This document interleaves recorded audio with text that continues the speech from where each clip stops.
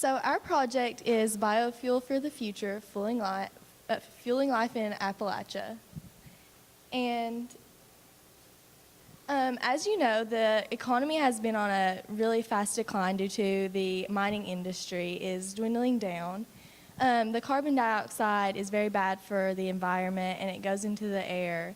And so we're trying to find a project that helps this. And the Environmental Project Agency monitors these harmful effects. And as a result, we have utilized the coal to limit this.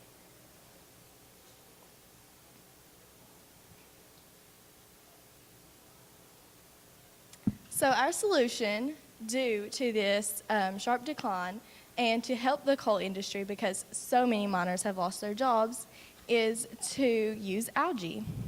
And this is our plan. So the reason that we decided to use algae is because of its awesome yield. And one of the things is that it's organic and that's why it's beneficial. What we did is we have used combustion chambers to burn our coal. And we have used deionized water and tap water, which coal produces with the algae. It produces that biofuel. So, want to say anything? You can go to the next one. And yeah, that's how it's used.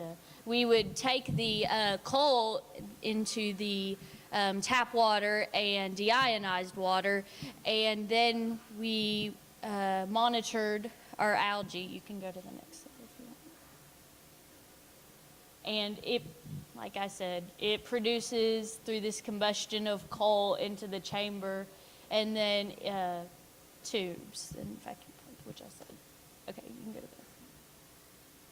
there. And so here you can see where we used the combustion chambers. We have 2 combustion chambers, and this combustion chamber went to our deionized water, and the other one went to our tap water.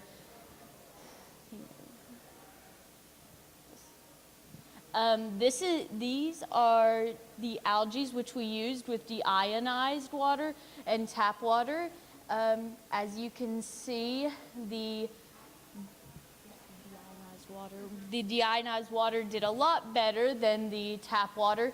With our algae water, we used a BG11 light, and that helped our algae to grow. And here you can see our progress throughout the weeks of how our pH became, lower, so that way it would have a better yield. You can.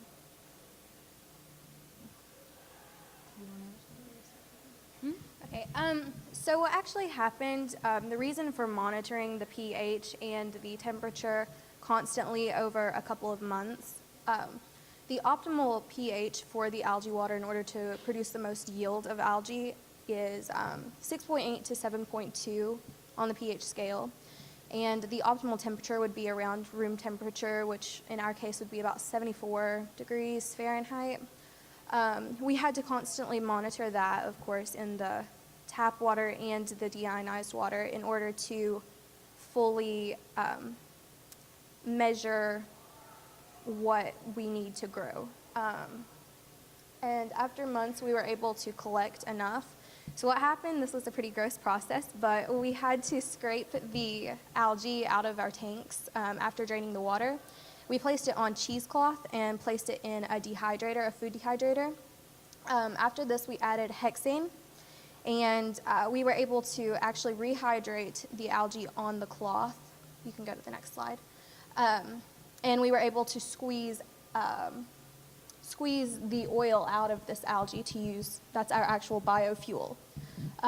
You can see in that top left picture, those are the pieces of cheesecloth that actually have the algae on them. We used that strainer to squeeze the oil out, and you can go to the next one. By the end, we were able to from one batch of algae, we were able to collect 2 milliliters of the actual biofuel. So it doesn't seem like a lot, and it is a small scale project, but it could have big impact on our area. And we will now take your questions. No questions? If you were going to make this really work out in the real world, where would you put it? Would you have a pond that already existed? Would you dig your own? How would you do it? We are actually hoping to have this in a sort of factory setting. Instead of having power plants that are doing more harm than good by using coal and producing massive amounts of carbon dioxide and other pollutants into the air, we are hoping to actually harvest that carbon dioxide burned from the coal and grow algae with it in a sustainable farm, sort of, if you will. And we are hoping to harvest that to be able to use for fuel for several things. Any other questions? No? Okay. Well, thank you for your time.